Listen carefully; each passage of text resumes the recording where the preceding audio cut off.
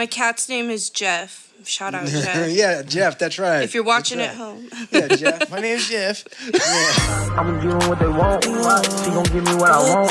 I'ma give them what they want. What does it matter? No, she doesn't care. She actually wants a cup. Look, this is What They Want podcast. We appreciate you, everybody. And what's in these cups is what's in these cups. Right now, I'm drinking agua. He likes Mountain Dew. It's just what it is, okay? Hey, whatever's in my cup is in my cup. I'd ask you what's yours. Right. We've had people come on here. Wings and Yak came. He made us a fantastic drink in these cups. We've had other people pour other things in these cups. Yeah, so Jesus you never juice? know. Yeah, Jesus juice. Jesus juice. Yeah. Kidding. Holy water and fruit punch or something like that. Yeah, being from the Holy Land, it can be like that. Jesus juice and pimp juice and everything. Mm-hmm. Any type of juice you like. Yeah. We didn't get Flip to pour anything in these cups, but he had his double cup. When you're from H-Town, you got to double cup it up. Double cup it up, yeah. Yeah. But we ain't from H-Town. This is What They Want. So, check it out. SlaboArts.com. You can get some mugs. We got all sorts of things. But, yeah, welcome back. We got some live art in the house tonight. I'm very, very glad to have Jadoo Arts, Miss Jennifer Feeney, in the building. She's over there doing her thing. Beautiful. I can even see it through here. It's great. I love it. You glad to be here? I am. Good. I am. This was a really cool offer that you guys sent me to come out and talk to you. And it's been a long time since I've been on a podcast, so that's fun too. Right on. And yeah, I'm excited to see what kind of conversations y'all lead and to flow with you guys tonight. Right on. Yeah. We're glad to have you. Yeah, this is our first time, so we're getting multimedia here, everybody. You see that? You could do a one mic all day, but we got live art. What's up? That part. Yeah. I was like, hey, as you guys know, I don't know anything about what this is going on here, so I'm going to learn through these paintings and the knowledge that these two artists are going to do. So I'm going to sit back. This is obviously you guys know me as Snow Knows, but I know jack shit of what's going on around me right now. So I'm going to learn throughout this episode. Well, before I forget, just so you know, because Snow knows, I am doing some live art for Zeus Rebel Waters on the 11th of January. So, yeah, come check it out. Also, the Christmas show, I don't know if this episode will be out by then, but it is ATM the 26th, day after, Feliz Navidad.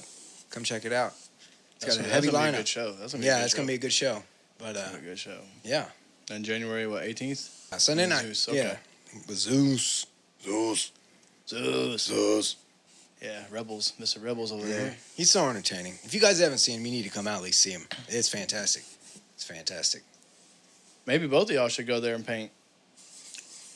Man, hey, maybe. I'll check my schedule. Yeah. I was like, because that would be some crazy. That would be some crazy. Because Zeus has this blue, or it's green. He's got this green beard. It's emerald green. Blue. I started off with blue. I know he's gonna be so mad. Sorry, Zeus. I think it's blue because I wanted to paint his face, with the glasses and the beard, because I think it's just very prominent. So that's like what my plan was. But you know how it is when you're painting. I'm kind of like you, where I kind of really don't have an idea of what I'm gonna do kind of till I pull the paint out. Yeah, I like to put like random words in my head, and then just like whatever the energy is in the room, just kind of go from there. So today's 2 words were space camp. And there's a DJ I really like named Grizz. Grizz is hard. Yeah. Grizz is super and hard. And he's got, I think it's either an album. Come to Kansas City, you're coming on my phone. He is, Dance Festopia. He's going to be here for Dance Fest this year. Yes. I know. Grizz. I know. What's up? What they want? Come on. Yeah, let us come paint on stage. That'd be even cooler. Yeah. But he's got, it's either an EP or an album named Space Camp. So that's what you were jamming today, and that's how you got Space Camp. So you had that predetermined in your head. So you did. Sometimes. Yeah. Yep. Huh. Space Camp. Yeah. I don't know if man, he's got so much stuff that's just fantastic. And then the rapper that's always recording stuff with him on stage with him, his name's Prob Cause. And if you haven't heard Prob Cause is nice. He's great. He's a great nice. lyricist. Mm-hmm. I can't believe you haven't heard it. I probably played it for you, and you've been like, yeah, you probably have. I mean, like I said, I'm learning all this stuff. That's crazy. So to get to to get to the point of having an idea of what you're wanting to paint? Like, what's your process? You just say, okay, space camp, or or do you ever pick random things?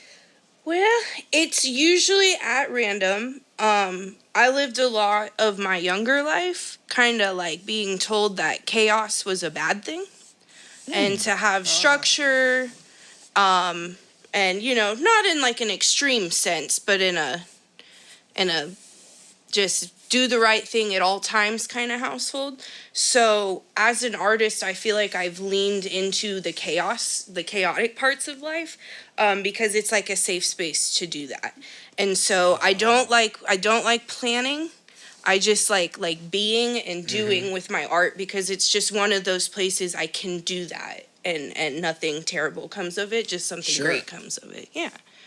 I have this thing happen where I will plan to do something, but then when I plan to do it, when I go back and look at how I plan to do it, I'm like, man, why didn't I should have just did it free form, because if I would have done it in a way that was more appealing to me or more pleasing. Yeah.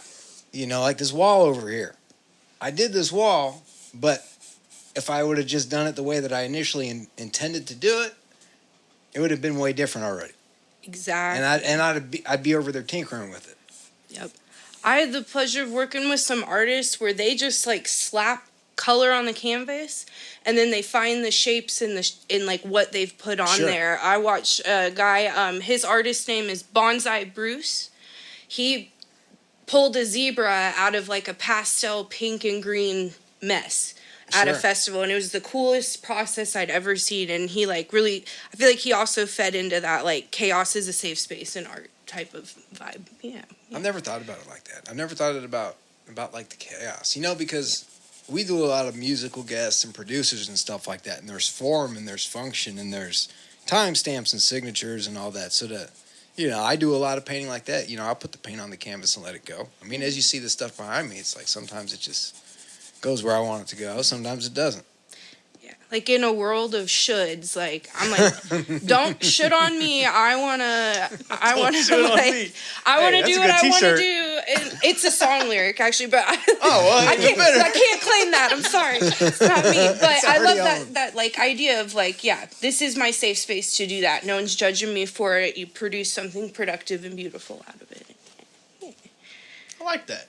Mm-hmm. I got a question though for you. Okay. So, what made you want to get involved in painting and doing the stuff you're doing as of right now? Painting I've done my whole life, but I went to a dance festopia, I believe in it was either 2016 or 2017, and I saw a girl doing a live painting there, and I thought in my head, I could not imagine a more perfect environment to build like a creative flow. There's people, there's music, there's colors, there's experiences, there's inspiration all around, and all I could think was, I have to do that. So I started just by seeing somebody do it and then putting my foot out the door. There's a local musician and jam night every Wednesday night in Kansas City. I started there painting with them, and then just shot my shot with every event I could find online. And that's kind of how I still operate. Just see a show I like, I want to paint at, you reach out to the promoter or the Right. artist playing, and they tell you yes or no. And most, yeah. I like that. And most of the times they're very amenable to it. Yes. I'd say probably 80-20 on yeses and nos. Because it adds another dynamic and another form of media that they don't have. Some people don't know what the heck you're talking about when you ask them, and that's usually Yeah, when I've I got get a that no. a lot. It's usually They're like, when I "What do you get a no mean?" is because they've never seen it before. But I think everybody should say yes. Mhm. Yes, because it adds to the experience. I mean, some of the most well done music videos I've seen have involved a painting of some sort, whether it's the background or it's like A the mural, creation graffiti. of one. Right, Yeah. it has something to do with some sort of visual art, Mm-hmm. and so that's just kind of how I equate it. I mean, you can dance in front of a car and a green screen all day long if you want. Yeah. That's true. Same concept of like safety and chaos. We go see live music because it's unexpected and something new, and it's chaotic, and you're dancing and you're meeting new people, and I feel like live art brings like a visual to that space. Nice. Yeah. I like that. It does. It does. You know, like, No, for sure it does. Yeah, I mean, I get it. I mean, like Tech used to do that on certain shows. He would have Rob Pryor, and he would have him paint a whole canvas and whatnot. And at the end, I was like, wow, that dude. I mean, that painting was all over the place most of the time because it was dark and stuff like that, and that fits kind of the mold of Tech Nine. But getting the vibes for these concerts and stuff like that. That's why, like, when you did that show with that show. That's why I wanted you to kind of be on stage, because I was like, getting that stage vibe is way better than being over where you were at. It really is. Have you gotten to paint on stage yet? no. That is when you get to do that, it's a whole new like electric energy. It's different than standing in the crowd. It's very special. I have. No, I did. You I have. did. I've painted on stage. Yeah, but I also that was actually a dual performance because I performed 7 songs before I painted. He does it all. And then I painted for 50 and then I painted for 50 minutes. Yeah. He does do it Yeah. all. So I think though with getting you on a stage though, where you're not performing 7 songs and whatnot, and you're like doing exactly what she's doing like right now, creating an art piece off of the vibe and energy of whatever's going on in the room, space camp, whatever. Like, that's the vibes that need to be there. Because I mean, you made this one. That's where you made that painting at, and like, as you said as we started, that does picture what that night was. That was some pretty crazy, weird shit. Like, it was just it was a crazy show. Yeah, it was a crazy show, man. Was turned up. And you guys pick up on vibes. Like, I can only see trees right now from where she's painting, but it's very. Oh, there's lively. a spaceship in there, and she's got some things going on, like a starry night type of thing. I see it. I see it. Nice. So it's interesting to imagine, because I'm seeing what color she's putting in, but I'm not seeing the colors go on the canvas. All I see, you could probably see a little bit of color. So it's like I can't see the color, yeah, for sure. You guys don't have like a screen back here. You can't see. Are you cheating? I don't know anything that's going on right there besides trees. I see the trees. That's what makes it fun. Because I saw you putting a lot of the details within the trees, so I was like, okay, I see the. Yeah, because in our last episode, that's what I was, mentioning was, we had Nick Been Dope on here. You check out that episode if you haven't seen it yet. Nick Been Dope. Because he been dope. But anyway, he had the idea of having dueling artists painting while it's going on. So that way, you got to have the setup to do that. But I think that's a cool idea. It's like just kind of, it just brings. He will be a special guest coming soon to what they want, and that's another surprise. Special guest, Nick Been Dope, gonna be sitting. Interviewing. I got a chance to paint at a festival for the first time this year, where you're in a tent with like half a dozen or more people all painting at the same time, canvas, and I gotta say, it didn't feel like a duel. It more felt like inspiring each other, and look what he did there, what if I did that here, and it was I wish I could do that every weekend, just sit like canvas by canvas with people and work on our stuff together. But I paint more like you though, where I'm not a what do we say? I don't paint bowls of fruit. So I don't reference a picture most of the time when I'm painting, but I do see that a lot where people are very good at replicating what they're doing and they use the vibrant colors and I think the last time I saw it was at Chiefs where we saw Royal Chief perform and they had those few painters over there. They were painting it. But they were all referencing. They were all turning around to reference their phone and paint off of a picture instead of vibes. I prefer painting off of vibes. I mean that's what my art is. It's all feelings. Yeah, I mean, well, that's what made me like in tune with when we met for the first time. I was like, dude, and you're like, yeah, man, look at this. Like, you showed me an emblem of an arrowhead and whatnot, and I was like, yo, R.I.P. Eric, man, I made that for you. Yeah, that shit was dope as hell. Like, and I was like, dude, your painting is on some next level ish, and you're like, oh yeah, I mean, yeah, I do it, blah blah. I'm like, nah, you should do it full time, But that's neither here or there. Like I said, that's what sparked my interest. Like, when you were making me sandwiches. I was like, yo, Sandwich Man Dan, baby. Hey, and that's the crazy thing too, is like, I'm not in neither one of your guys' worlds, but with the art that you guys both create is very it's inspiring and it's dope, because I mean, like I sat there and said, you were making me sandwiches, and then you're like, well, yeah, I also paint, and then you showed me your artwork. I'm like, damn, that's dope. You know, and I mean, I take it back to even like one of my good friends that's out in St. Louis, you know, Blake. Like, this dude, bro, like when we worked together at Champs, you know, he's going to kill me for this if he watches this. But he was Sorry, like, Blake. Yeah, Blake is hella cool. He's family to me. But had the most craziest style. Like, I always like, bro, this dude's a cornball. Like, what the hell is he wearing? But he was ahead of the time at that point. And one day he was like, yeah, man, you know, I like the gig. I like what I'm doing, blah, blah. He's like, but I paint. And then he showed me his paintings, and I'm like, what the fuck is this? And it wasn't like what you or maybe her paint or what you guys' paint. He paints like some messages behind it and whatnot. Like, he painted me one with like wax that's like draining down, and then it's like there's a Titanic, and it was like, you know, and then there's a compass where it's like it's a whole bunch of nautical stuff. type stuff. Yeah, like his stuff's just all over the place, which I love, you know. And I went and saw him, you know, a few months back, you know, and he has, you know, kind of like what you have back here with the studio, but he has this roll-ups of just paintings everywhere. He has like this really cool one where it's pretty much just all blue, but it's like Nipsey blue, and he labels all of his paintings like this is Nipsey blue and so like that. He represents 1904. That's his, I guess you can say his label or like what His brand. His brand. Yeah, there you go. His brand. Yeah. So I mean, like I said, like, and he was like, man, he's like, I don't know if I take it seriously. I'm like, yeah, you should definitely take it seriously. Right. And now, you know, he's getting put into galleries out there in St. Louis. What is that? Saks Fifth. Yeah, Saks Fifth. He's out there sometimes. Like, I've always found like art to be cool as hell. Like, there's a spirituality in art. Yeah. And like people who create art typically go like you did. Well, yeah. But sometimes like the non-artistically inclined, when they get drawn to a song or like a visual piece of art, and they're like, True. I don't get it. There's a spirituality to that like touches souls in different ways, and yeah.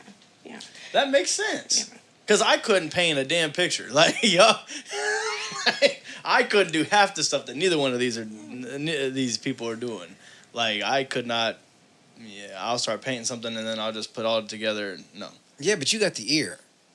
You got an ear that a lot of people don't have. True. Yeah, I've never been good at any instrument I picked up in my life. So this guy, Me neither. This guy, he cannot rap. No. But he can tell you what a good rap is. He cannot make or play any instrument or make any music, but he can create a masterpiece of a song, which is the damnedest thing to kind of say it, but he's a producer. This guy can produce a song. So if he's around somebody that's creative and can follow directions, I'll say that. Somebody that can follow directions. Yeah, true. You know, you just double that up, or hey, you need to add a hook here. Oh, layer it. Yeah. I guess what you could say is what he's saying too is like, I do like to create art. You know, like even if it's not in the paintings and whatnot that you see here. You helped me create this. I did. Well, okay, yes. Look at this beautiful set. Do you see this beautiful space? I did have a hand in some of this and stuff like that. But what I'm saying with all this, though, even with when we started What They Want, is I was like, you know what, Danny over here, you know, he makes these paintings as you see behind us, like, and as you see what we got coming on, like, that's why I really wanted to get Jennifer on this podcast, because as you guys see, I could chop it up with hip hop artists, producers, comedians, everything. But at the end of the day, I don't know what you as viewers see this as or anything like that, but I love learning. You know, look, I'll tell y'all this. I lost my job last week, and I just applied for a dispensary job, and I don't smoke weed. I don't. But, you know, and they asked me. It's going to be a learning curve, buddy. No, it's like wine. No, but here's the thing, though. This to make it a full circle moment. I love to learn. Mm-hmm. So, like, maybe it's a good fit, maybe it's not. But plug me in, figure this out, and I'll figure that. I'll figure out one way or the other. I'm gonna figure this out, you know. But that's what they asked me. They're like, "Well, what makes you intrigued by the cannabis industry?" I'm like, I don't know anything about it. That's what makes me intrigued. So I want to learn. You know, I'm just turned 36, so I want to learn. I want to learn about the cannabis industry, figure out what's the pros, the cons, whatever the case may be. I want to learn about it. just as well, like I messaged you and I said, hey, this girl might be really talented. I don't know, but this is something in your, Sure. your view and whatnot. I was like, see if we can get her on the podcast, because I was like, I want to learn what I've seen her paintings, and I was like, that shit's dope to me. So if it's dope to me, I don't know if it's dope to you, but I like it. I was like, reach out, see what I'm like, because usually like I do a lot of the booking for this podcast. I do, but that's my hat. Because Jet, says that I don't do anything. But, thank you, Jet. Yeah, shout out to you, Jet. But like I said, I was like, hey, you know what? I saw, it's crazy. She came up as a friend suggestion, which is like, we had no one in common. But I just saw her painting and I was like, yo, that's dope. And then, sorry, but I stalked her Facebook page a little bit. I mean, that's how it works these days. It's all good. And I don't worry, I didn't dive too much into it, but I was like, hey, I saw a lot of the paintings, and I was like, this girl is dope. I like her art. Hey, you have no idea who Jennifer is, but friend suggestion or not, shout out to Facebook. Now she's sitting here at the What They Want podcast. Facts. Making dope art. And if there's one thing that I can say that I do, and I am proud of, I love bringing people together, and I love bringing everybody together of like what's their passions are. So like, as you see, Danny has sat here plenty of episodes and maybe has known some of the guests, maybe has not, and he's learned through it and stuff like that just as well as I have. But I wanted to get Danny into his world and have myself into his world and figure this shit out. So I'm intrigued to figure out what's going on and learning. Yeah. Because your world is crazy. You know the primary colors? Primary colors? Uh-huh. Pink. What I'm wearing now. You see this hat? This is about 14 different colors. I'm a light colored guy. That's a question for you. Sorry, we're gonna get back to your question. No, you answered it. It is pink? No, it's absolutely not.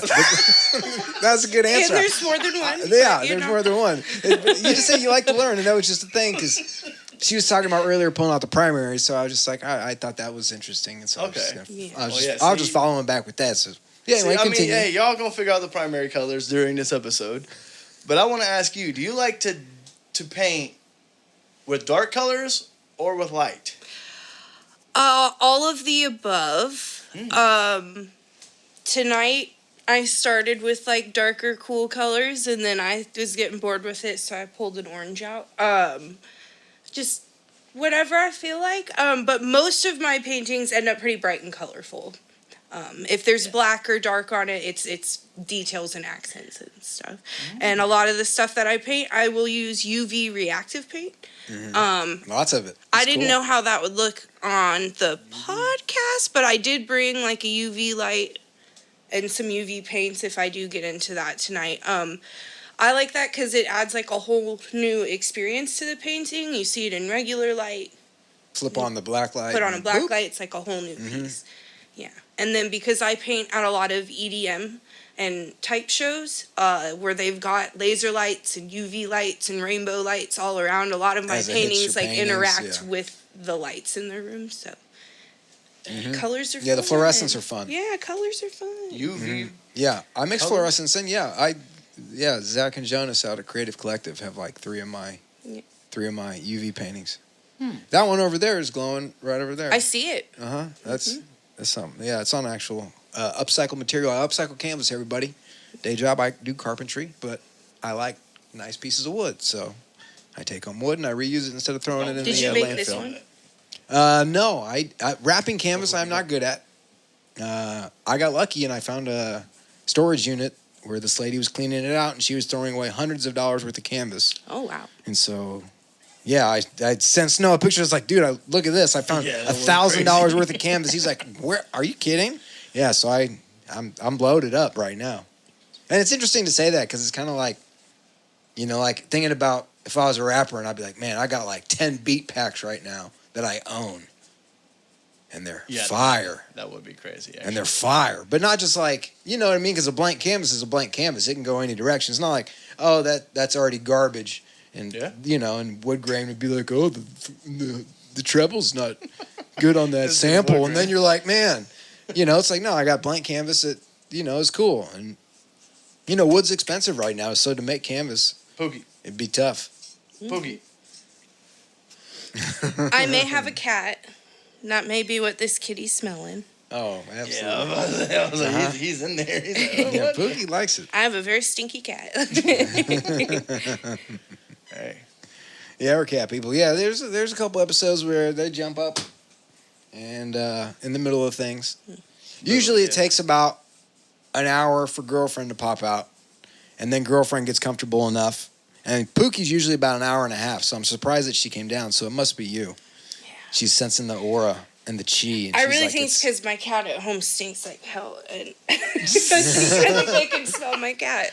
They're coming to be like, "Who is that stinky bastard down there?" The aura and the chi. Yeah, but for real, I mean, like cats are big energy receptors, and I just have noticed that there are definitely certain people that they like better, and yeah, I they feel can like sense it. before I owned a cat, cats wanted nothing to do with me, and now that I own a cat, I can hang out with like any cat. See, it's so interesting. So I had the opposite thing happen. So I was kind of afraid of cats till I went to this girl's house, and her family cat, who doesn't interact with anybody. Like this, supposedly it's cat, like it's named Midnight or some nonsense, and it jumped right on my lap and like was purring, and I was like weirded out by it. But she's like, "Oh my God, that cat actually likes you." It was like a thing. So then I was like, "Man, I kind of want a cat." And then anyway, years later, I was like, the cat's name was Midnight. So like, yeah, he was a scary guy. He was. I mean, it's Midnight. Spooky. The name Yeah, is- he died. He was this black cat, but the I name's couldn't believe it. Couldn't believe it. My cat's name is Jeff. Shout out Jeff. Yeah, Jeff. That's right. If you're watching That's at right. home. Yeah, Jeff. My name's Jeff. Yeah. My name's Jeff. Yeah. And like the boss in Spanish is El Jefe. Uh-huh. Yeah. Because he runs the show, He runs the show. That's one of my good friends on PlayStation. I'm like, oh, he goes by Jefe. Yeah, shout out Jefe. Yeah, shout out to Jefe, yeah. Man, cats. I have a really cool painting. So, my friend, Raising Havoc Art, Jessica, she's out in Colorado. She does this stuff where she paints on.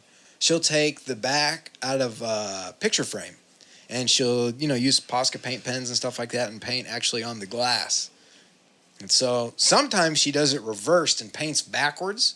So that way, then when you flip it around. It's really peculiar and cool at the same time. I don't know how she... Is it like that layered glass art where from the back it looks like just a bunch of weird shapes, but when you flip it over, it's like a layered type It could be. It could be. But she did a picture of the cats that was really cool for a gift, and I was like, man, like I could actually tell which cat was which, but they were just it was just a bunch of lines. So yeah, I guess from the back you could tell. You could tell they were cats because you could still see the eyes and whatnot. But yeah, I guess. Have you done a portrait of your cats? No. Man, you're just like everybody on here. They always like, man, do you paint cartoons and whatnot? And he's always like, Well, I'm not a cartoonist. That's not my thing. I mean, like I can draw. I almost wish I brought my portrait to Jeff because I like don't take away from my style at all when I paint other things. Uh-huh. And I got a picture of Jeff with like a tie-dye background that sits in my living room. Do you really? Mm-hmm. I'm gonna challenge you to do it by the end of 2026. Paint my your cats. Even if they look wild on there. Okay. that'd be, hey, good duel. Yeah. Good duel right there. Uh-huh. Yeah, I'm gonna paint your ass. Throw 'em on there. Right. Don't move. I said don't move. Don't move. Stay in that spot. Yeah. So No. do you draw like live people? No. I'm a terrible with a pen and a pencil. I like the movement of color and paint and the fluidity of it. Like pens and pencils are very distinct, direct. And if I sit and I take 3 hours to draw something, I could probably whip something out okay. Well, yeah, that's. But that's art school, you just kind of learn different techniques. But I'm not the best drawer in the world. So did you go to art school? For a few semesters, the classic, I gave it my best shot, and I dropped out of art school to bartend and cocktail waitress, and then 5 years later wandered my way back to school and got a degree in something else. Yeah. Nice. Dropped out of art school is a common. It's thread. very common. It's a very common thing. I to dropped say. out of college. Like, No, but just dropping out of art school though, like saying that statement is Yeah. a common thing. I feel like when you pick Unfortunately. up the technique you were missing in art school, you start to be like, oh, okay, I got what I needed out of this. And Yeah, see, I Yeah. never went to art school. I just had good teachers in high school, and then I just took it, and I was like, all right, I got it. And then if I need now, you got YouTube University, which I hate to use. YouTube University. Yeah, YouTube University. I mean, but really, if there's some weird aspect that I'm trying to accomplish, or if I got a new resin or something I'm trying to use, I figure out what the best, what people prefer when it comes to certain products, or like an acrylic medium if I want to thicken up the paint, if I want to thin it out, there's different stuff like that. So I'll go to See, somebody who y'all, knows. see what I'm that. saying? I don't know a whole lot about those oils. Like, I know they exist, but Mm-hmm. I don't know a whole lot about them. Well, like he was asking me, we got this canvas. Shout out Rick Ross, you signed big as hell on our canvas, and yeah, we were thinking about. He's like, well, how do you cover up a canvas just in general? And I was like, well, you got to put gesso on it. Yes. If there's paint. Yeah. And so gesso, it's like a white paint, but it's almost like a primer for canvas. And Yeah. it doesn't come off. It's very, very permanent paint. Mm-hmm. Oh, okay. Mm-hmm. Yeah. So if I have something that I just completely want to trash, I won't paint it in white. I'll hit it with gesso and then start fresh from there. Yeah. It's almost like going over, if I'm, if you paint walls, yeah, there's 2 coats to a wall, but you have to have primer. You can't just paint drywall with paint. You got to have some sort of base. And that's interesting that you bring up the light colors and the dark color thing. I just found this out. So it's harder to cover up color on the wall with a dark color than it is a light color, because of the base that is made into the light color and into the dark colors are different. Colors So- are a reflection of light, too. So the lighter the color, the brighter the Yep. reflection. Yeah. So like sometimes I'll have to do, if I'm doing a real dark, like outer space, like I did on my bathrooms, like I had to go three rounds instead of 2, because 2 good coats you can normally get, like this was 2 on these walls, easy. It makes them look nice, but yeah, it's just weird. It's just weird how colors interact, and you don't really start to realize that till you do what she's doing. And like that's why I saw you look around and then pull out the yellow. I was like, ooh, she's getting freaky over there. It needed some bright. I just painted all this blue over the bright, and now I'm like, I'm going to have to make some orange again. So I'm losing the orange in it now. Mm-hmm. Yeah. But the orange I can see, because it's vibrant. Yeah, I through can't. it. Yeah, the vibrant colors. Yeah. Should I flip it so you guys can see where it's at? No, No. That's no. You do you. Yeah. That's what you know. It's I what think they that's want. kind Like of you the give fun them in what the they. live painting too, though, is seeing the. I'm gonna do it. I want you guys to see where it's at. Ooh, Oh, I like that's the definitely metallic. not what I was seeing. I thought it was a river or something. I like it. Yeah, that's crazy. Then we'll Yeah, I flip it love around the a little bit. See, love from the right here, I different thought it was shades. a tree with like a river stream. I was completely fucked up. Way off. I'm way off. Way off of what off. I just saw. But that's dope though. I like that. Mhm, like didn't that. expect it. Not at all. Mhm. Completely dumbfounded, which is what I wanted to be. Well, see, that's the thing. From this side, all you see is it's just being Bro, covered. all I see is really trees. It's just being So, covered. I was trying to come up with the thing off the top of my head with it, but it was completely opposite of what I was. Yeah, going. just roll the dice and say, it's a raccoon. Roll the dice. It's a it's a TV. Snowman. It's, right. Yeah. It's a snowman. Mm-hmm. Yep. So let's get. So what are the primary colors? I'm serious. I don't know this There are stuff. 3 of them, and I want There's only you 3? to guess one more time what the 3 are. Yeah. Okay. All right. Please, All and right. thank all right, you. all right. Man, Like 3 primary colors. It'd have to be black and white. No. No. Red, white, and blue. you got 2 of them. Mm-hmm. Which ones? Red, blue. Yep. Yep. Okay. If I got red, blue, the third one would have to be. What color do you mix with red and blue pretty often to make other colors? Yellow? There it is. Red, blue, and yellow. Mm-hmm. are the three main colors that make all the other colors. And then you got Roy G. Biv, which is the spectrum. I know that Roy G. Biv crap. Mhm. Yeah, I've heard that. So before. orange, purple, green, mixtures of red, blue, and yellow are your secondary colors. Wait, hold on. Which one were the secondary? Orange, purple, green. Orange is one of them? Yeah, because Red that's it's and red and yellow. yellow makes orange. Think about it, combining them together. So if you mix, yeah, Like, that's the only word that you can't ever rhyme with is orange.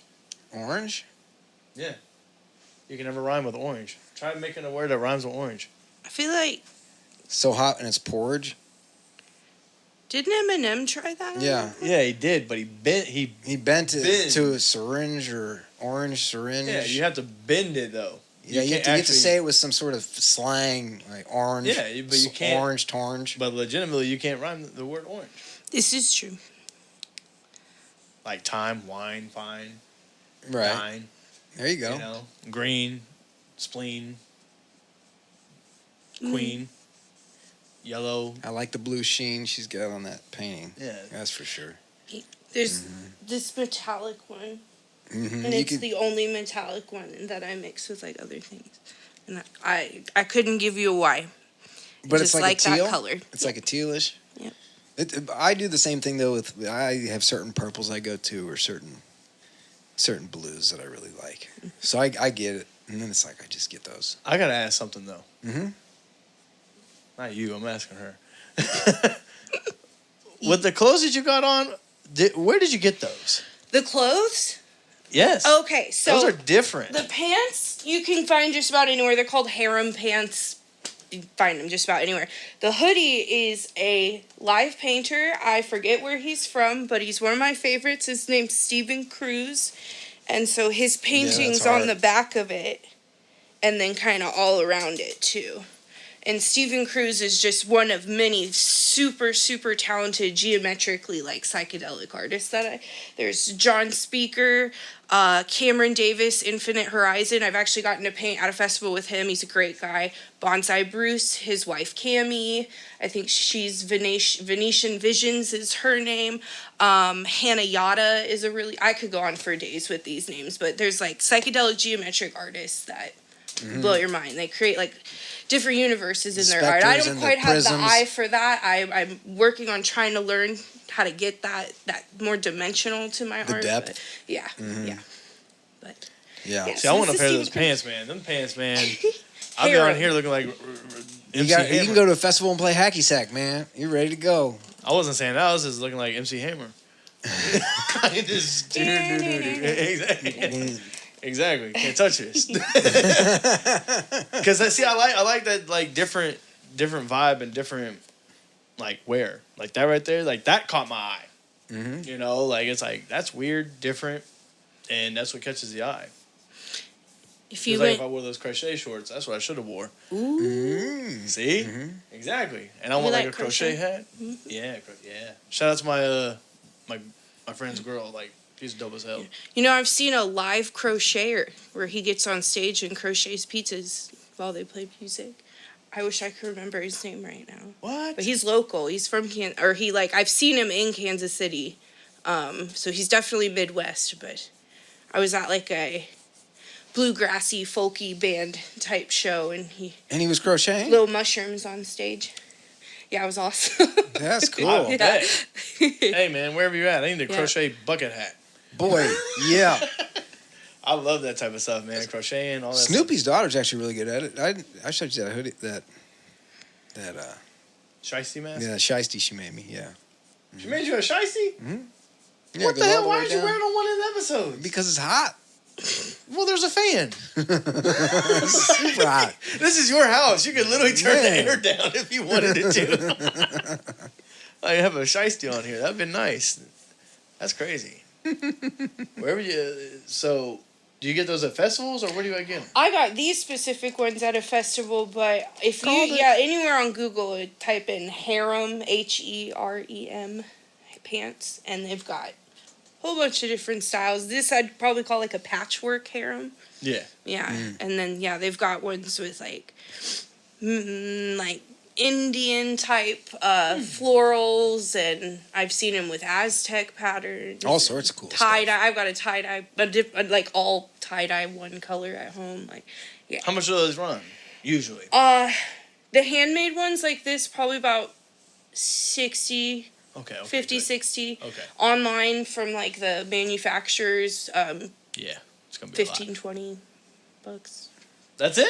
Yeah, but they're not like handmade and unique. Right, They're yeah. like, like a Wish.com or a Temu. Temu? Yeah. Straight get it. Like, Yeah, they're comfortable, but not as comfortable. Like, I don't want nothing from Alibaba. I want that straight Alibaba. from the supplier. Straight from the supplier. I want it like that. Man, I made money on that stock. Thank you, Alibaba. Appreciate you. So what other podcasts have you been on? No comment. It was a long time ago, and I would like nobody to dig it out. Personally, sorry. All right. It was just a long time ago. I was young. But- Probably said some stupid shit I shouldn't have said on there. I don't even remember. I just don't want anybody digging it up. But I will say this: it was cool that you said that you came down and you're like, "Hey, it's cool to be back in a podcast studio." It is. again." It is very cool. So I that like- made me feel good. I was like, "Yeah, Yeah. all right." I love to talk. I'm a girl. I like to yap. So So what made you intrigued about What They Want podcast? Besides us obviously hitting you up and saying, hey, like... his paintings in the background. I wanted to see him in person.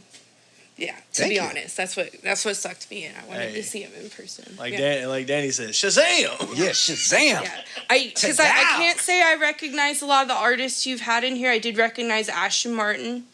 I've Yeah, seen a couple of his Have club you painted? gigs. Have you painted at any of his shows? No, they don't let you paint at Power Yeah. and Light. I mean, unless you want to let me Power You mean and Power Light, and that'd be Light? cool. I'll get on the stage there. But yeah, they typically don't let you paint over there. Yeah, so they don't let you do yeah. anything there. Yeah, but I have seen Ashton Martin out there, and he's great. Good guy. Mm-hmm. He's a good guy. Yeah. Full of Solid. energy. So Oh, like, man. definitely... Yes. God bless you if you ever do paint for him, because it's going to be a... Whew. Yeah. I don't think. Hey, shout out to you, DJ Ash Martin. But Yeah, I don't you think were- I've ever had an episode here where I've ran out of energy. You're the hyphiest dude we have had. Wow. The hyphiest dude. Hyphy. Hey, you want to talk about somebody who can control energy and like really get it from you? It's DJ Ash Martin. That Yeah. dude will- I think we were like 15 minutes into the podcast where I was like, we should start the podcast now. Hello, everybody. Welcome to the What They Want podcast. Yeah. So it was just really entertaining. That's what a performer needs in their life. That kind of energy. You gotta bring You're that. not wrong. You got the nail on the head on that one. Because that's what I was like. I was like, damn. I was like, dude, controlling a podcast, controlling a crowd. Mm-hmm. DJ Ash Martin can do it. Yeah. I was definitely intrigued, and that's why I love doing the podcast. You never, man, you know it. You never know how these, some of our guests come down here and they're just like, man, I'm on 15 to 1,000. It's like, I just got off work. What's up? How you doing? It's like, and they're like, dude, like, what's up? What's going on with them? I'm like, woo. Sometimes they just drag it out of you.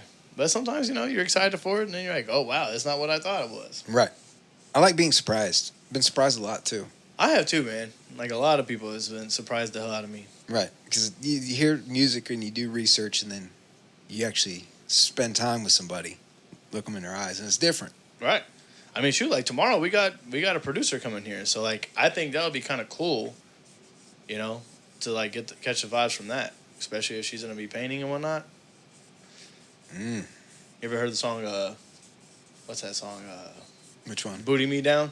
Yeah, I have.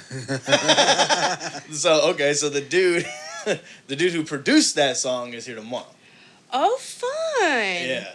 So That's a banger. Let me just add a booty real quick.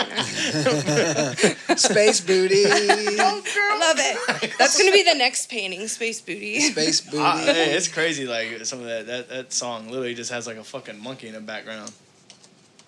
Like, ooh, ah. I don't remember it. You don't remember it? I don't remember the monkey part. Yeah, but listen to it. You'd be like, Okay. what the hell? I'm It's gonna like, listen to that on the way home. Just for that dang monkey. She's gonna be like, oh, that damn. It's like, yeah. He it's a was damn- right. There is a monkey. There it is. Gosh darn it. Hey, it's crazy. Snow And knows. I don't even know how he That's, pulls that's the like a stuff out. hugest. That was like one of the hugest hits when I was growing up. And it had a could not monkey go in into it. it. Well, yeah, that Aaliyah song had a little baby crying. I mean, Who? What? What song? Na, na, na, na, na, na, na. Ah. And the baby would cry. Aaliyah? Uh-huh. Okay. Yeah, I guess, yeah. Mhm. I don't know that song, but like, I think Timbaland produced that one, but yeah. Oh, I think it might. Yeah, Mhm. he produced all of their stuff, but he Yeah. has a bunch of weird stuff. Yeah, that's what I'm saying. But that's an example of mine that I'm throwing out there because I know stuff too. I do. Everybody, don't. Yeah. Do you know how Some Cut was made? No, tell me about it. Do you know Some Cut? Stone cut? Some Cut. No, I don't. I bet you probably do if you heard it. But it has that. It's like do do do do do do do do, and then it has the bed spring in it. Boing. Well, not boing. Like a, Everyone thought Right. yeah, kind of like that. But like a lot of people thought that was a bed spring, but it's actually like like Lil Jon made the beat, but it was actually off of an old piece of crap, like Home Depot chair that they needed to replace in the studio, and like I He guess just when they're- folded it up. that, and they were moving back and forth, and they recorded it. Lil Jon, he's like he had like the bass snare and all that. It's like do do do do do do do do, and they're like all right, and then I guess like Lil Jon was like, he said, dude, I can't figure out what to put in this damn thing, and he kept leaning back and it was like, and they're like, put that in there, and now it's just iconic. Now it's just like, it's like what the hell, the craziest sounds. Well, Alfred Hitchcock started that when he was like bending metal and doing all the stuff for his scores for his movies. He was doing all sorts of crazy stuff. Really? Mhm. That's crazy. Yeah, Alfred The metal Hitchcock. sheet. Yeah, he was doing. You know what I'm talking about? Yep. Yeah, so that's he You was said one- Alan Hitchcock? Alfred Hitchcock. Oh yeah, that's that dude did, that like, Eminem made Psycho. a whole album about music to be murdered by. Yeah. He's in it. Mhm. See, man, I don't know. Like I'm 36. I don't know how old Alan Hitchcock was. Alfred Hitchcock. Alfred. Yeah, he did Alfred. Psycho and yeah, but anyway, he was one of the originals that had like boards breaking and metal bending and saws and weird stuff in his scores. Because this was still when black and white movies were going on. It'd be like a door creaking open in the movie, but the sound guy is like scratching something on a chalkboard Makes for the sound. Oh no way. Yeah. Right, all And sorts of don't put that abstract in stuff. no music, guys. Don't put that in. I can't listen to nails on Well, chalkboard. that's for a horror movie, so he's thinking outside the box Yeah, for that's horror. Yeah. Going outside the box for hip hop, you're putting a squeaky chair and a baby crying. And some other stuff. Yeah, and a whole lot of other A stuff. whole bunch of other stuff. It was like Wah, wah. like what's that? I think it's like National Lapoons or whatever. They're like, there's some girls in this house, and they well, it doesn't say girls, but but they took that sample and then they put it in a bunch of songs like that WAP song. Oh, that's where they got that sample? Yeah, there's some girls in this house. Yeah, they Oh, took I it did from there. not know where that sample came from. Yeah, it's a National Lapoon movie. Like they're like when they walked in, they're like, there's some hoes in this house, and then they switched it and they put that in the movie or in that song. Sampling's so crazy. I'm so glad. It is crazy, man. So have you taken anybody's work and sampled it and made your own? Like art one? Mm-hmm. Because like I have, so like my Raising Havoc, she sends me stuff. So like I have a painting I'm working on with her, and I have 2 that I've finished. I've done Collectively. one live collaboration here in Kansas City with an artist, Shane Steinart.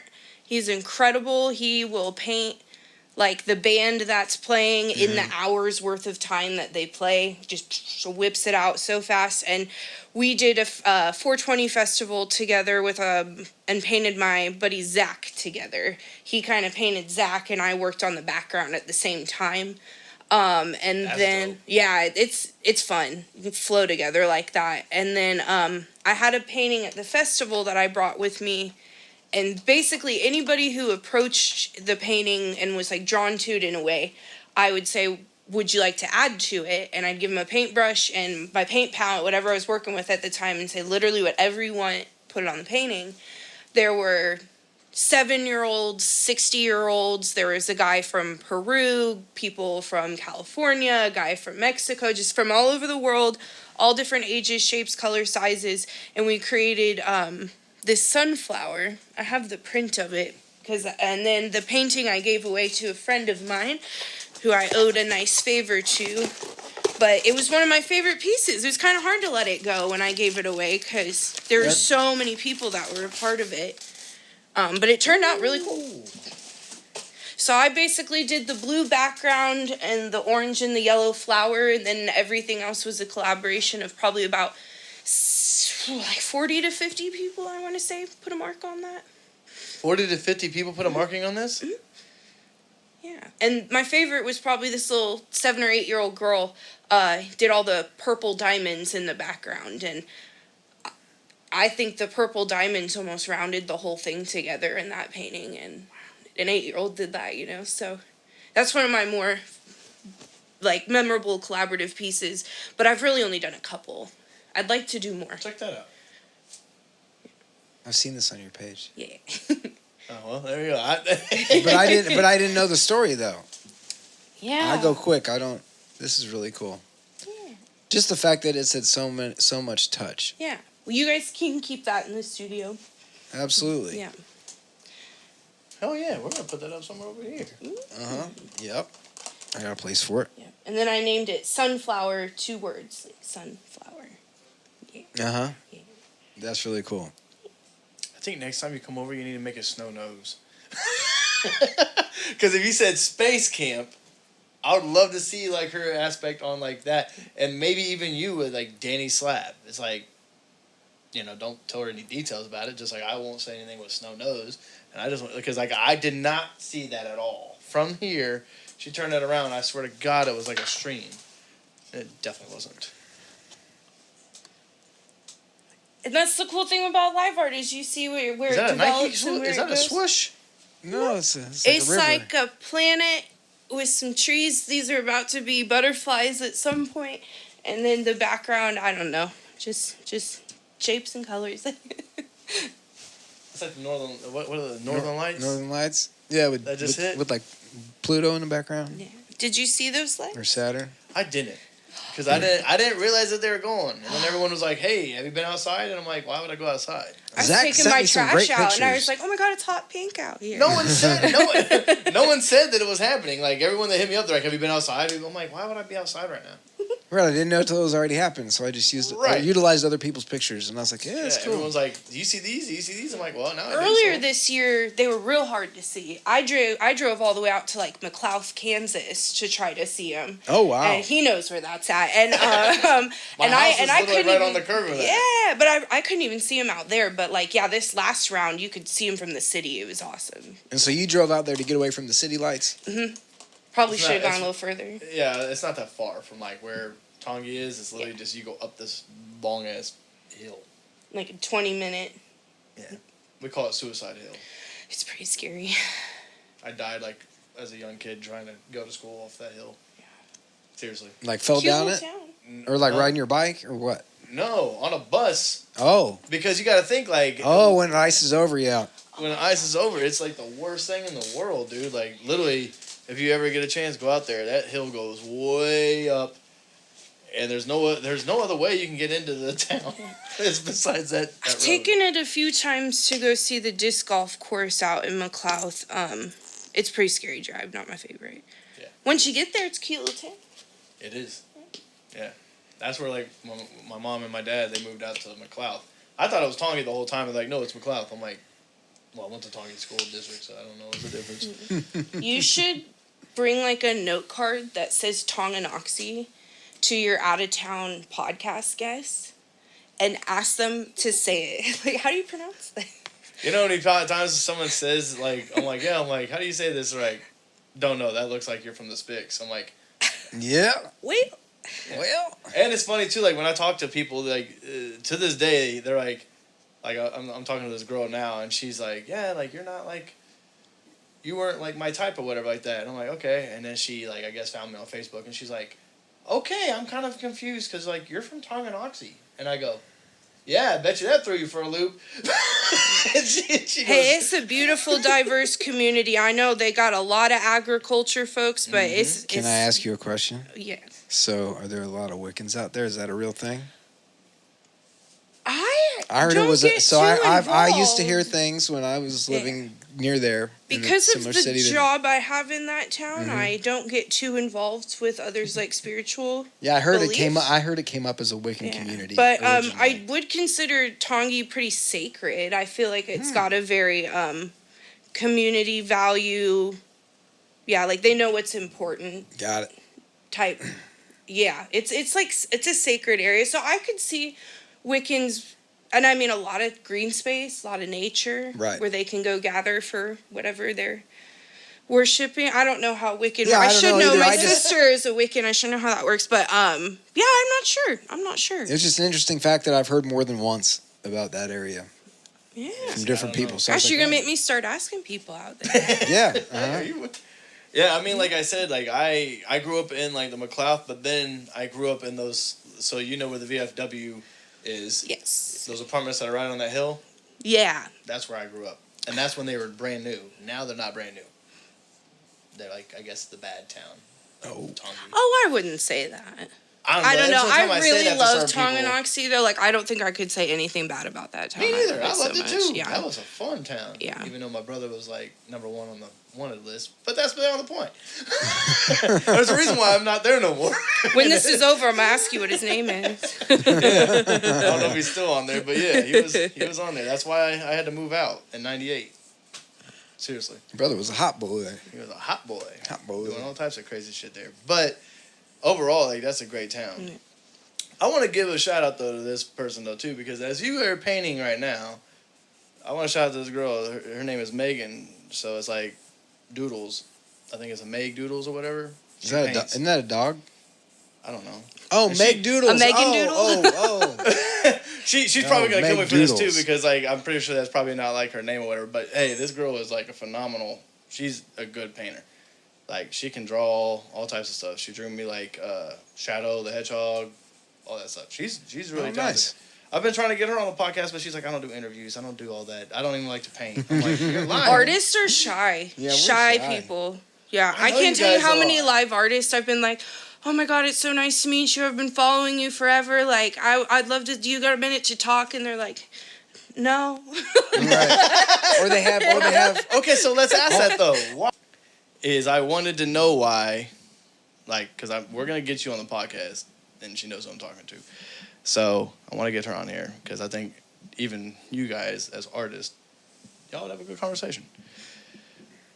So, beyond the point. So you want to know why we're so reclusive? Yeah, that's what I was gonna say. Yeah, why are you guys so, like, I wouldn't say y'all socialized. So you know how like Michael Jackson had his moments, Will Smith has had his moments. Artists typically stem from like a traumatic past. From my observation, not all artists, but most artists have a lot of trauma. And if you've met people with a lot of trauma in their life, they don't want to talk about it. And they're reclusive, so like loner individuals, which is nothing wrong with that. So, but yeah, I think that's my theory as to why a lot of artists don't want to talk. Is a lot of artists are like damaged souls or troubled souls in a way. Yeah. What's your opinion? It's an interesting response. I like That's it. a very good perspective because I can't draw for shit and I go through a lot of trauma. All I gotta say is, I did not want to be sitting in this chair. I did not want to be the host. We had a host, Jordan, DJ Royal. He's no longer here, but you can check out those episodes. They're really good. Shout out to DJ Roy. Shout out DJ Royal. But yeah, so that's the thing is, I don't know. It's just kind of like I can do my own thing and I feel comfortable in my own world sometimes. And I don't know, but I do think that it does open me up, to connecting with other artists and other people that are creative. I'd prefer to do that than just, make it on this dating app and just try to find a bunch of chicks. Like, I'd rather, yeah. It just He's throwing jabs at me. Hey, I'm going to say it right here. He's throwing jabs at me. Okay, Danny. All right. I just have, I think, cut set it really well. It's just my values have shifted and my priorities have shifted, and I spend a lot of time with my family, and I spend a lot of time, on this podcast and developing, my website, the art, the pieces that I've made, spend a lot of time doing that. Yeah, but like, would you It's say... fulfilling, but it's fulfilling enough for me that I don't feel like I need to get on Facebook 3 times a day and post stories and this is what I'm working on and this is what I'm doing. You know me, I have problems even posting finished product. I think the full-time artists that have to post like that to keep their income going even hate posting like that. But when it's part of their full-time gig. You know, you gotta do what you gotta do. But Yeah, I mean, like, luckily I've had that co-pilot that's been running for the last 9 months that's been posting, but, you know, if it wasn't for that, you know, my interaction and engagement is minimal, you know. But I'm on YouTube a lot now because of this. Very true, right? But like, would you say? I mean, this is kind of a question for both of you guys. I mean, I get it that the trauma and stuff like that obviously paints. I'm gonna say it paints the best picture because, like, obviously what she's doing now and what you continuously do with all of this painting and stuff like that. But wouldn't you want, at the end of the day, like your product? Not even. Okay. That's a word. That's a wrong word to say. But like, wouldn't you guys want your guys' art to speak to people and get it to the people?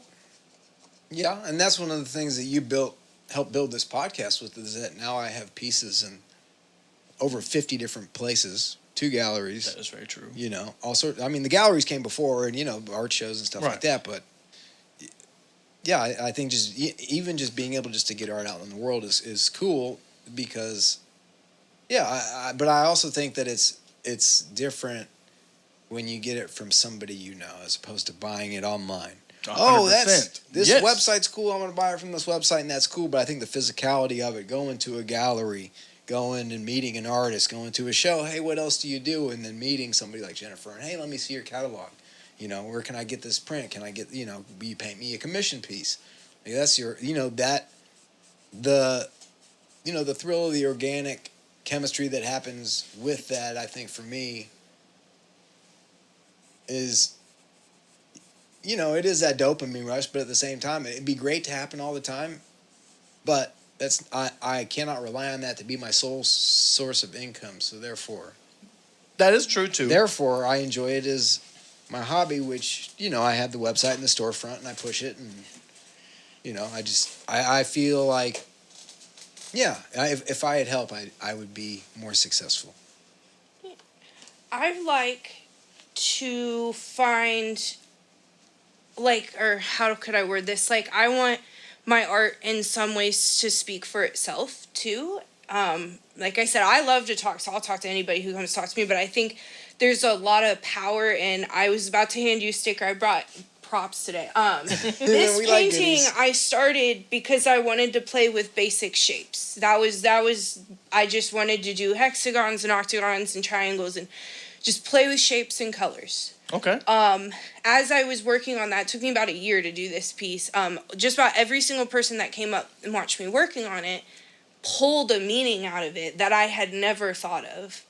And over time, it developed into what those folks had pulled out of it, which was, most of my paintings are like beauty and chaos. And a lot of people came up and were like, oh, I get it. It's like compartmentalizing, or it's, oh, like all those different thoughts in your head, or like they were giving the painting meaning like as I was creating it. So I think there's a lot of beauty in like not talking about your art and letting other people explain it to you.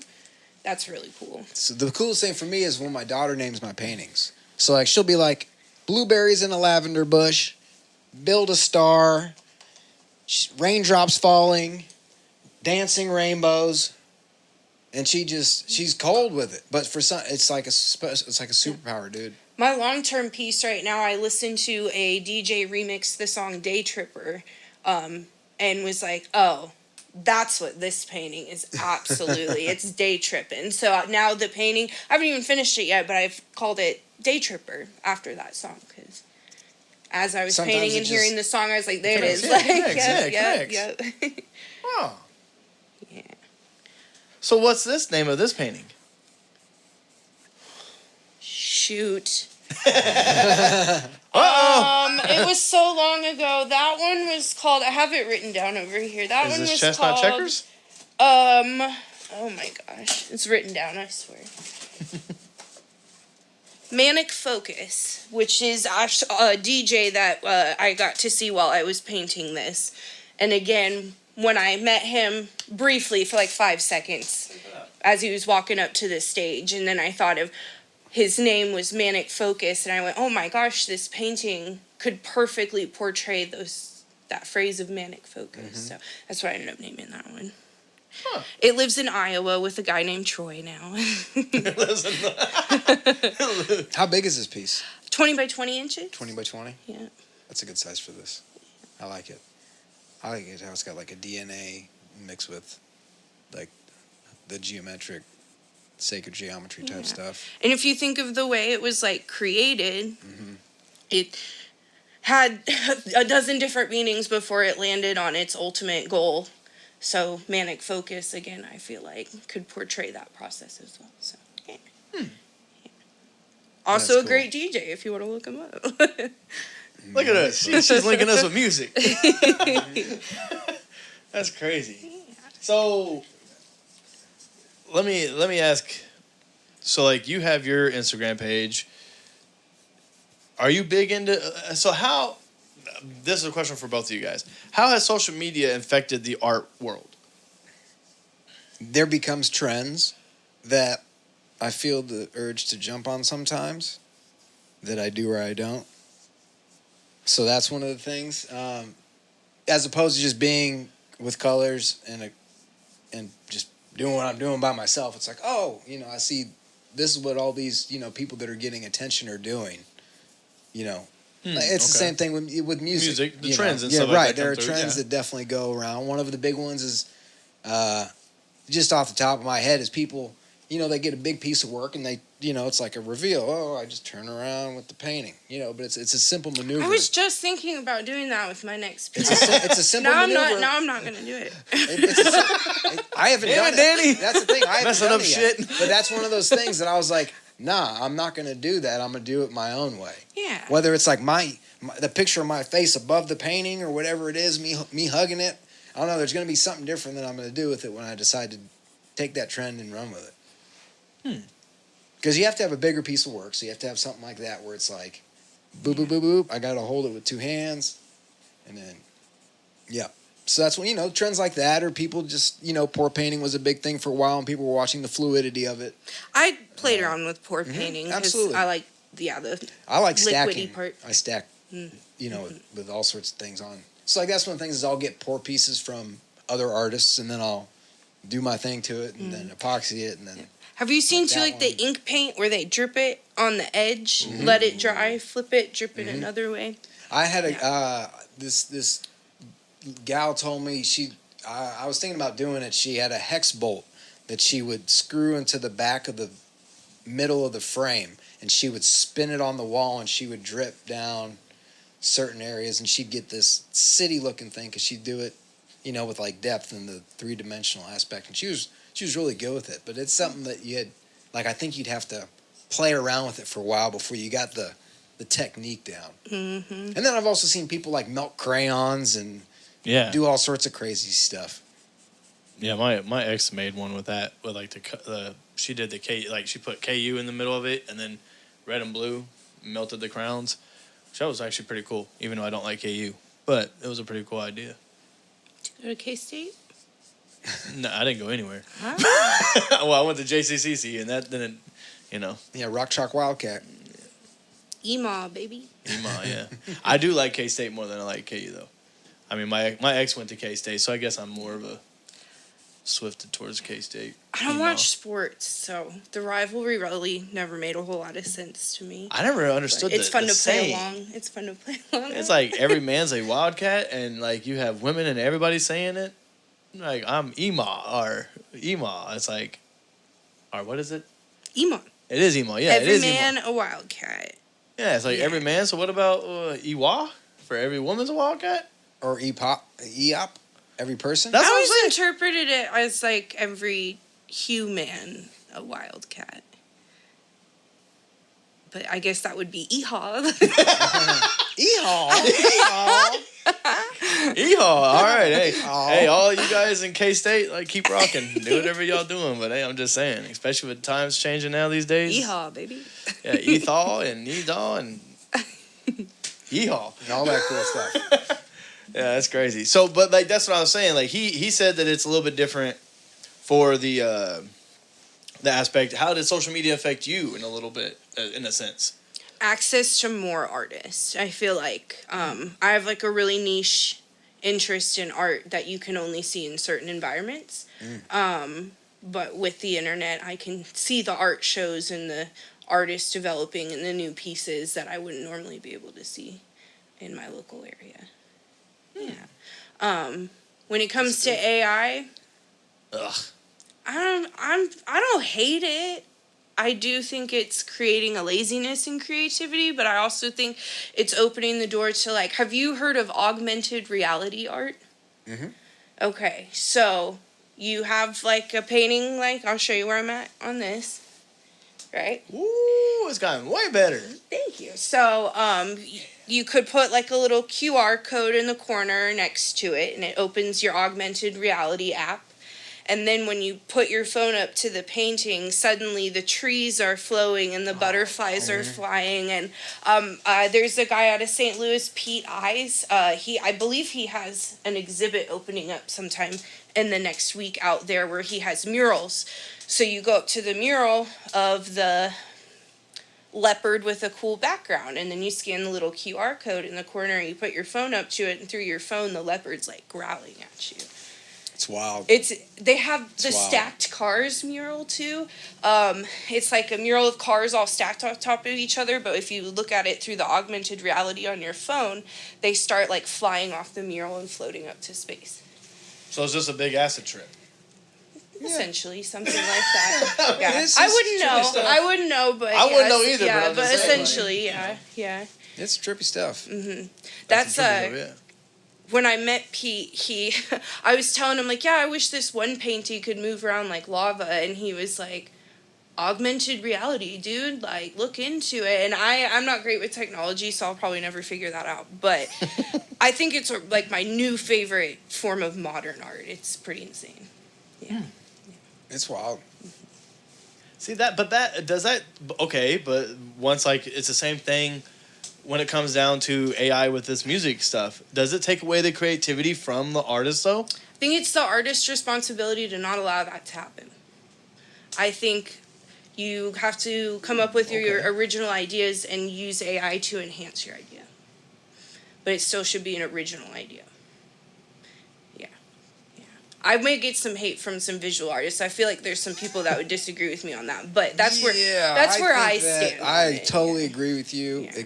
Except I think even because even if you prompt it and you give it an analogy or a simile or a metaphor, it's still to a point not necessarily an original. Yeah. So because I'm having to describe it as best I can in my own words. So would you say would you give credit to the AI generator type thing?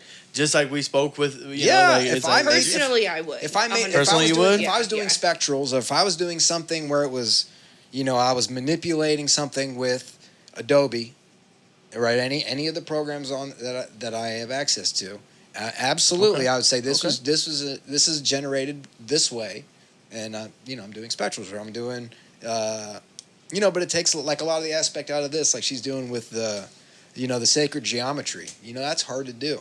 So the real artists and the tattoo artists that can do that, I let them do it. I'm not going to ask AI, hey, give me a sacred, for sure. Yeah, so that's my opinion. Is that I think it's I to a point. I live with a tattoo artist, my roommate, and he'd probably agree with you on that. Yeah.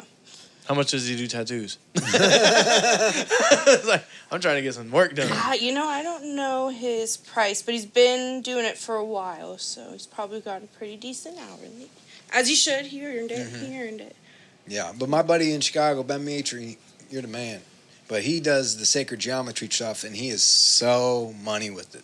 He's like the best of ever. His line work is so incredible. My favorite local is Claire Voyage. She started tattooing a few years ago. She was the live painter I saw at Dance Fest that made me want to live paint. Now she tattoos sacred geometry, and she's very, very good at it. And she does it all over the world.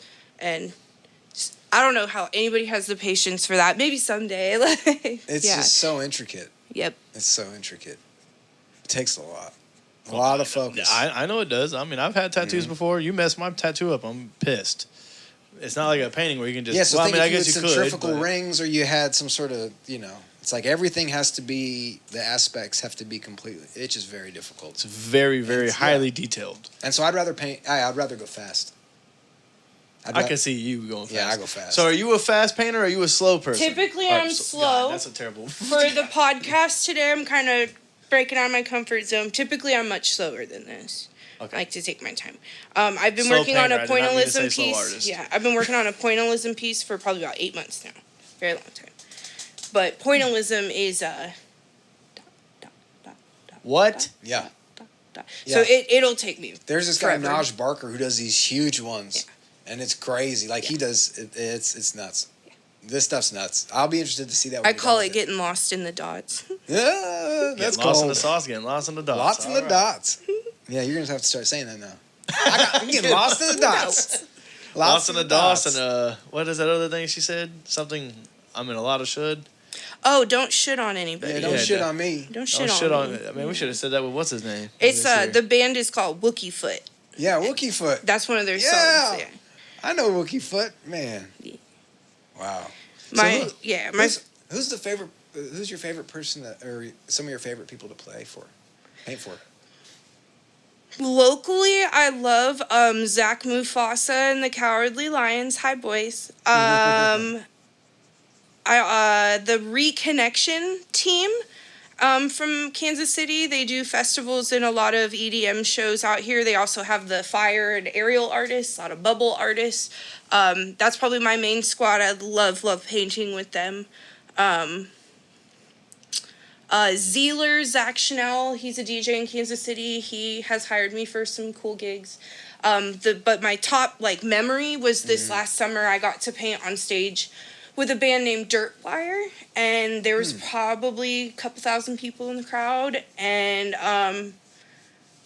I quit smoking a couple months ago, but at that time I was smoking cigarettes. I got to smoke a cigarette with one of the guys in the band, which was huge for me. But yeah, it was a good flow, and I love that band, and I love the energy they bring. And so, out of all of I've done, probably Dirtwire was probably my favorite. Dirtwire, that's cool. Well, congrats on both things. Yeah, that's quitting awesome. cigarettes and Oh, thank you. Yeah. that's hard to do. Yeah, tobacco's the son of a gun. Yeah, I've never done it, but hey, I'm glad I never started either. Yeah, I wish I never had. If you're smoking right now, you should quit. There you go. See what they want. Stamp that. As I hit my vape. As he hits his vape, yeah. Hey, he does all that stuff. I just drink Mountain Dew. Leave me alone. But I probably should quit that too. Too much canes. Hey, you know what? Leave me alone. Too much canes. No, I don't eat canes that much. That much. I might eat a little bit. I don't know. That's crazy. Too much canes, man. Like the fast food can? Yeah, fast food canes. He loves canes. How do you I like do that? chicken. Oh, chicken. Yeah, chicken. Yeah, that's what my mom said the other day. She's like, I want to get something like a hamburger or whatever. Why? I don't eat too much red meat. I eat chicken.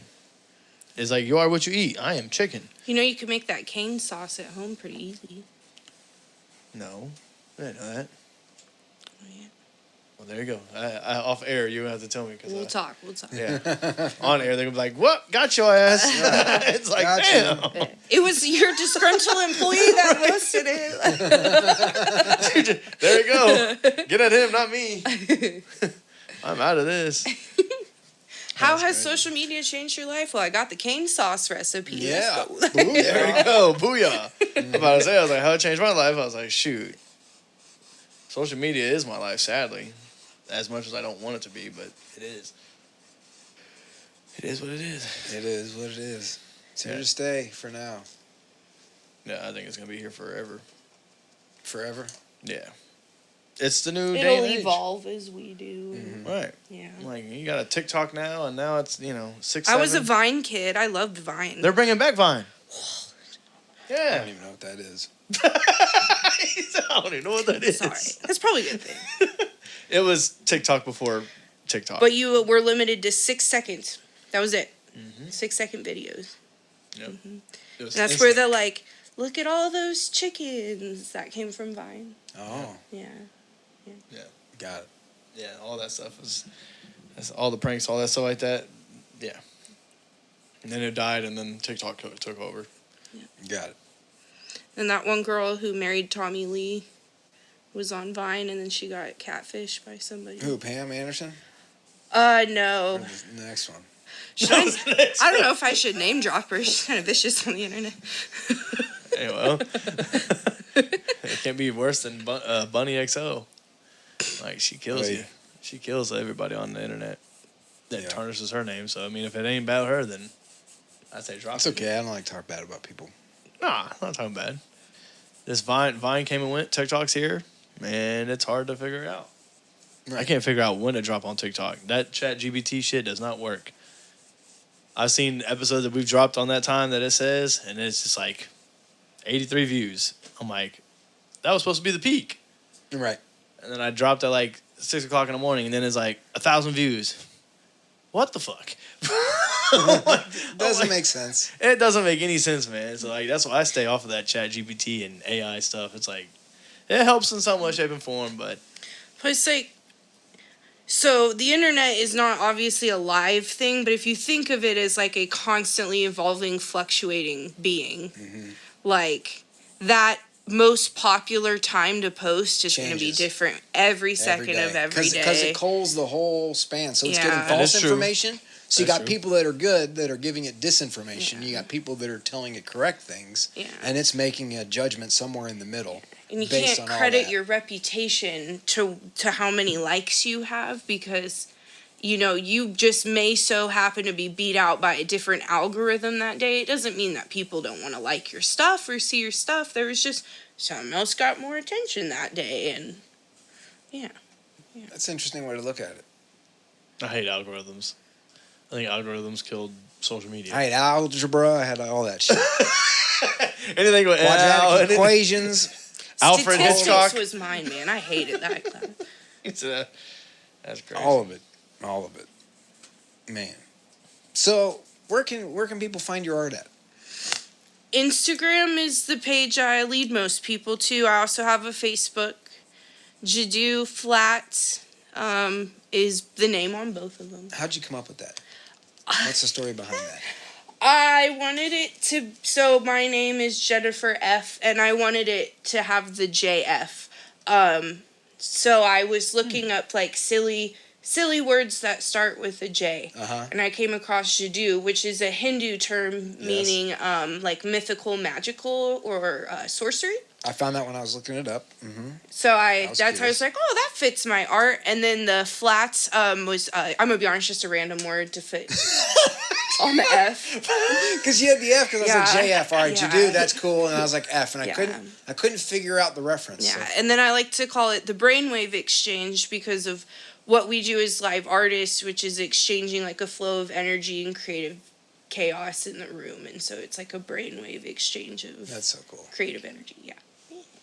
That makes sense. Yeah. Do you have a TikTok?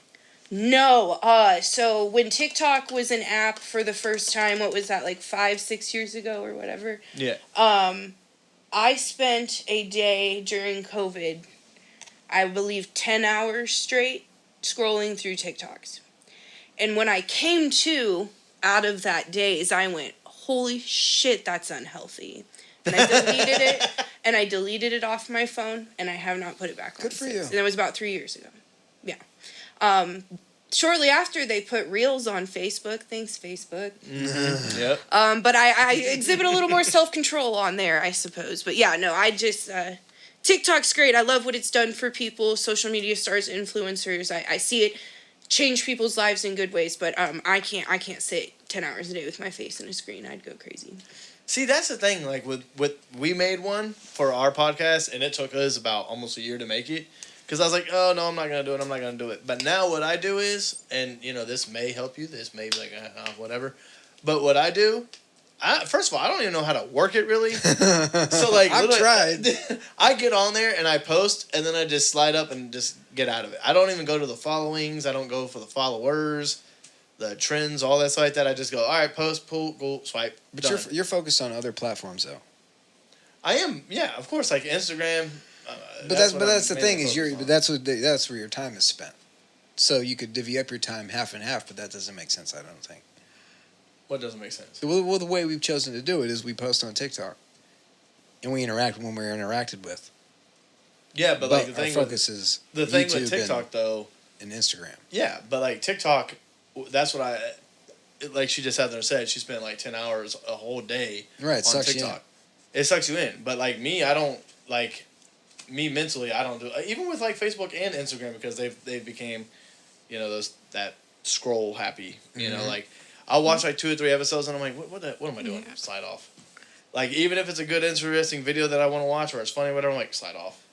There are so many people who I want to give props to right now that I'd love to check out your Instagram stuff that you send me. Sorry, I don't watch these reels.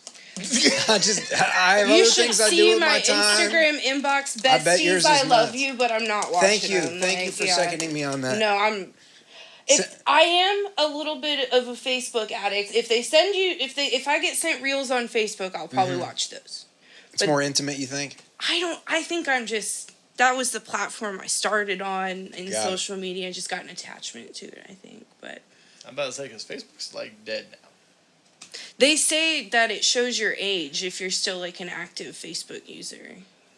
It does. Yeah. It's all right. Which nothing wrong with it, but Yeah. like I mean I'm on Facebook most of the time, but like that's also like what she just had there said like that's what we were on. Yeah, my 13 and 14-year-old nieces are all over Yeah. TikTok. Got in trouble my first year of high school for making one, you know. Yeah, exactly. You had to like this one you had to sign up for a college like email to get into it. I remember that. Oh, wow. My cousin had a face page, I think it was called or something. Yeah, you had to like that, yeah. have a account or like that's how old it is. How old I am. It's like you had to have a college email to get into Facebook. Yeah, it was like That was in my gap of 2000s time when I or didn't use something. electronics.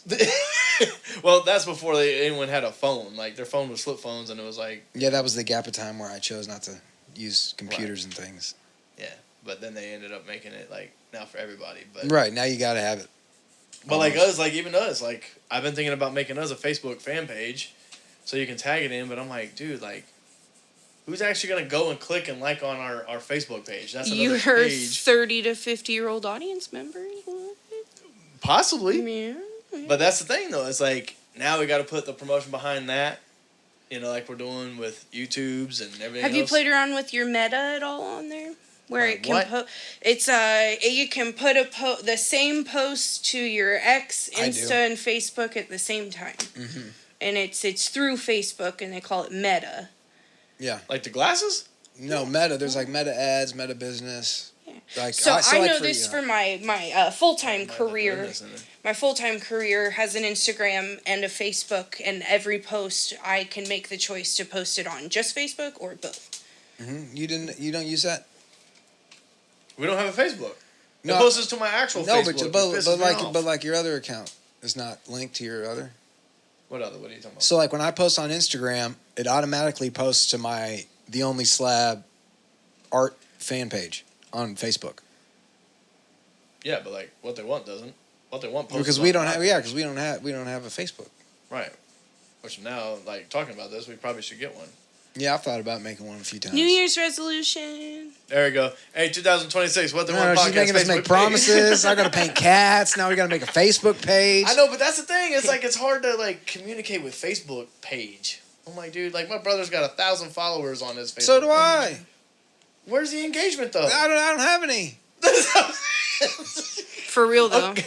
That's why I give Do my you, though? Instagram to people. I don't even like using Instagram, but I'm aware that I'll get more engagement on there than my Facebook. So that's what I tell I people feel like to follow. Instagram's more of a personal like page. I'm far less personal on Instagram. Yeah, I think Instagram Oh, is yeah. far more about promotion of.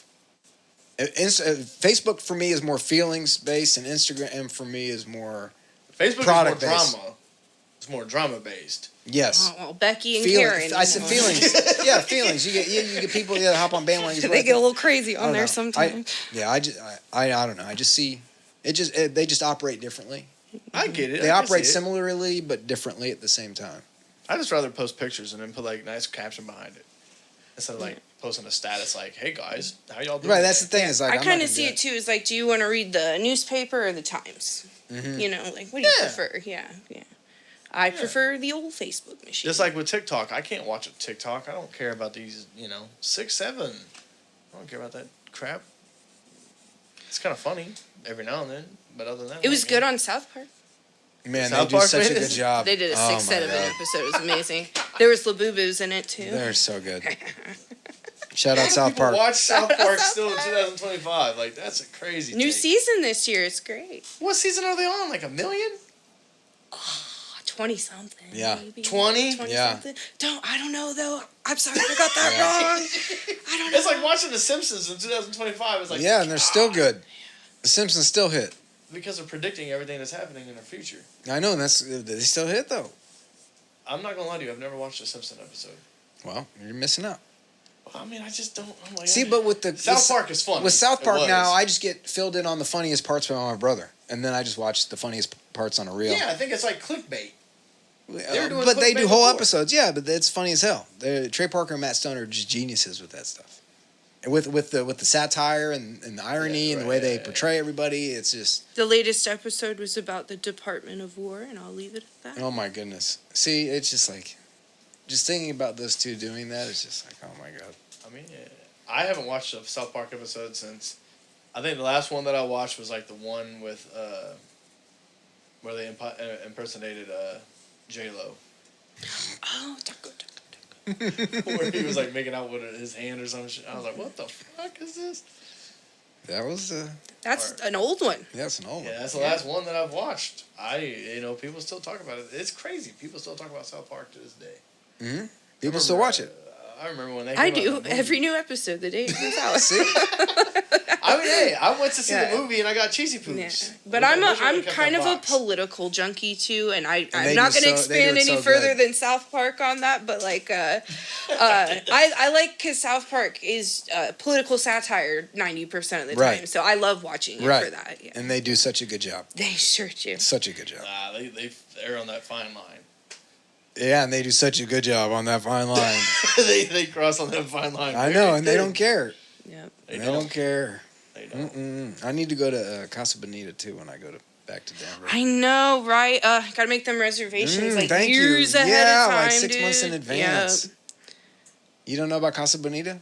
Is that their hometown? So Is it's that where South so Park's it's so in Colorado they have this.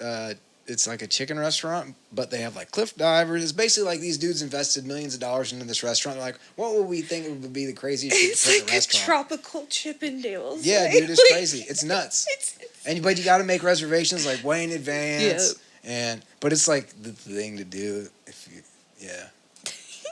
Yeah. I just learned about Casa Bonita like Yeah. not too long ago. I was like, It they sounds made that? Are Yeah, you I kidding couldn't me? believe it. I couldn't believe it. I was at a Garden of the Gods, and I was like, I need to go to Casa Bonita.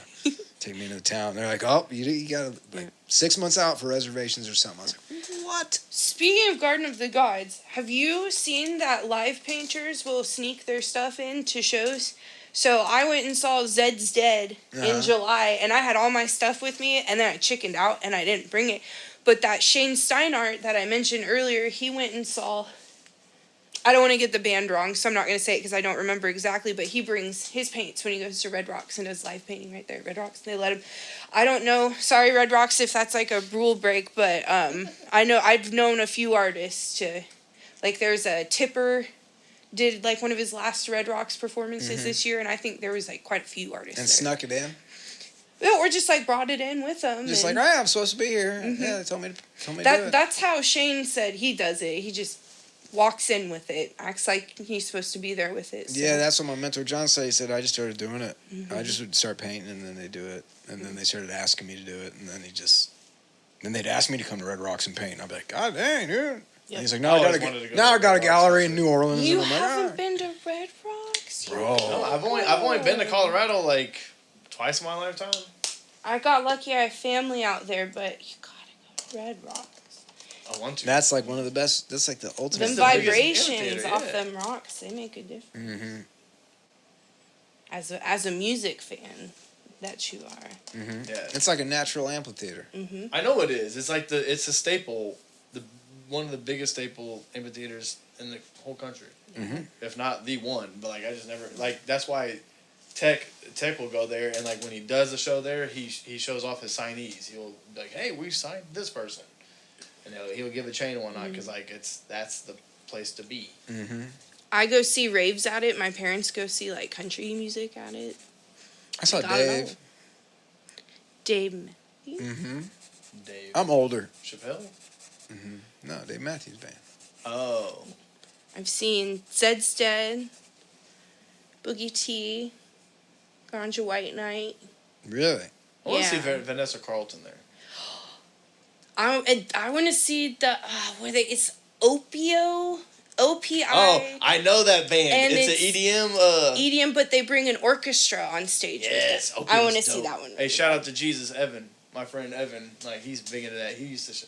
I got some OPO on my iPod. I forgot to show you all that, but yeah, I love that. They did a Ray. They Ray got Charles. YouTube videos of them at Red Rock Center. Okay, Blow that's your pretty dope. mind, yeah. You like Helicopter Showdown? I have never heard of that. Oh, that's it. I'm just naming off EDM bands that I was big in back in the day when I went to a few of those raves and that shit was nuts. Yep. A bunch of glow sticks. A bunch of glow sticks flying everywhere. I was like, whoa. Coolest one I got to see was Avicii. I'm very happy I got to see Avicii before he passed. But that was a Lawrence show, I believe. Yeah, Avicii was What, monumental. Granada? Probably. My time in Lawrence is a bit fuzzy. Heard It's a that. good nasty. Heard that. All right. I don't know if it's done, but I do think for the evening I've run out of I love what it. I want to do with it tonight. So, Nice. yeah. I like it. There's a space camp so far. Space Camp. I like it. There we go. Man, Space Camp on the What They Want podcast. Do you see that? Do you see everybody? So here's a question that we ask if you haven't seen all of our episodes, but I want to ask you this. So, we said your socials and stuff like that where they can find you. Now, I want to ask you this. I want to ask you your Mount Rushmores of your paintings that you've made. Probably Manic Focus. Okay. I had one I named Quarantine that I did during the COVID quarantine. A sea turtle I did for my best friend's mom that turned out way cooler than I could have imagined. I don't remember what I named that little guy. I have that happen all the time. And, I remember the painting, but no names. Right? And then the one I'm working on now, I'm going to go ahead and put it up there even though it's not done. This thing's cool. It's really cool. Lost in the Dots. Yeah, lost it in so many dots, so many colors, and the texture on it because of the dots. Like, it's wild. It's very cool. The dots are crazy because they're like multiple colors. Yeah, you'd have to see it, but I know. I'm intrigued to see it. I'll It's see it. gonna be hard. There's some pictures on my socials of me working on it. Though, like my profile picture right now, that bright neon one. That's it. Oh, the piece. okay. Yeah. Got Oh, Okay. that's going to be badass then. Yeah. Yeah, it's going to be badass. Yeah, I like that. Okay. And So that's that's like 3. a collection of stories That was as four. well, because like each Oh, what, 4? yeah, Oh. it's like each little shape and image that I'm bringing to life with these dots are like stories, experiences while I've been painting it too. So yeah. That's I set awesome. intentions in it too before I painted the black. I like wrote intentions and then painted over them with black to like set them into it. That's so dope. Yeah, So when is this going to be done? I need to start. That's cool. That's a cool. that's a I might- great I might question. steal Coming soon? What is I might this? steal that from you. My goal is by June of next That's year only because 5. I'll go back to No, the Reconnection Festival or the Cosmic Connection Festival is where it was born. I'd like to bring it back next year, finished. So hopefully by June. Hopefully. So what do you got coming up next? December 28th at the Warwick Theater. I believe the show starts at 6. I don't know the lineup yet. The bands are still yet to be released, but Marcus Rattler is a very, very good blues musician here Yes. in Kansas City, and he is running that show. He's hired me to live paint. It's also a canned food drive, so if anybody goes, they're asking you bring non-perishables, and they have a goal of about 200 pounds of food is what they'd like to gather up that night. So. That's a charitable event. Yeah. And Marcus Rattler's great. You might catch him on the streetcar playing his steel drum sometime. Yeah, he's great. Great blues musician. Won a competition this year, International Blues Festival in Kansas City. Yeah. Yeah. He's a good buddy of mine. Well, perfect transition into this now. Let's go. Bring it on. So, as you see, you are on our podcast. Who would you like to get on our podcast next? And there's a little caveat that you would help us get them. Not just say Oprah Winfrey or something. All right. Ridiculous. So I Barack feel Obama. like Yeah, Barack Obama. I feel like my buddy Zach goes by Zeeler, and local EDM DJ, has made some huge moves in the last couple years. He's made some viral TikTok pages with his songs. He's got to open up for some pretty cool DJs, and I tell you, anytime I see that guy, he's got the warmest hug waiting for me. He's just a nice dude. I'd love to see you guys step into the EDM world, and I think because of where he's at locally right now, he'd be a really good place to start. Nice. There we go. I like it. I like it too. Yeah. I wouldn't mind diving in the EDM world again. No. That's just some crazy ass hype, babies. If I had some other local, can I shout them all out? I don't know how. Okay. ahead. I want We to get the got- floozies. yeah. I want to get all sorts of Floozies people. would be cool. Floozies would be hella dope. Come on.